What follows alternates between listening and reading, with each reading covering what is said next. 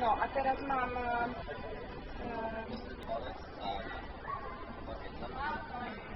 a teraz ten, hej?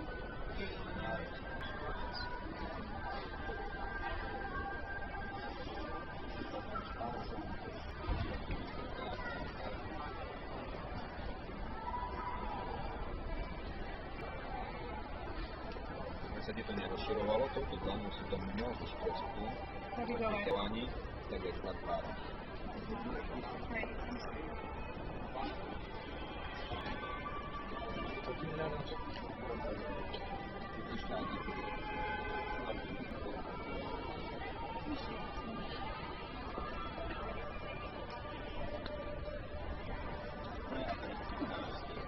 Teraz čo? Ideme vodičku robiť. Takže môže byť vodičko? Bude vodička. No, aromalamba. Ja vlastne mám abytúru lampu. Ja som zaťažená na sviečky, takže aromalampu. Janik ti pomôže. Podobný tvar spravíš, jak to len tuho nestiahne až tak. Hej. Len ho potiahne ho trošku vyššie. To znamená, že treba ti ho vytiahnuť trošičku vyššie. Tu spravíme brúško a tu spravíme na to mieste. Dari, hlavná vec, že tam vojde voľná sviečka. Môže to byť aj kríve, aj hrboľaté. Mne to nevadí.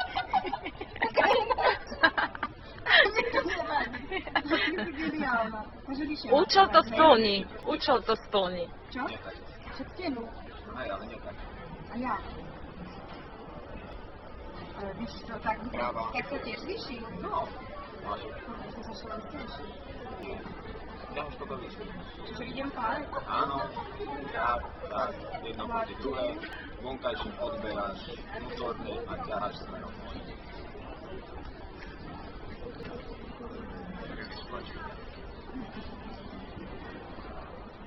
Tlač tak rozpo.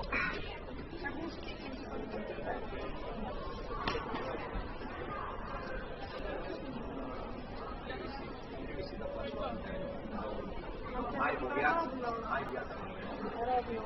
Je viac.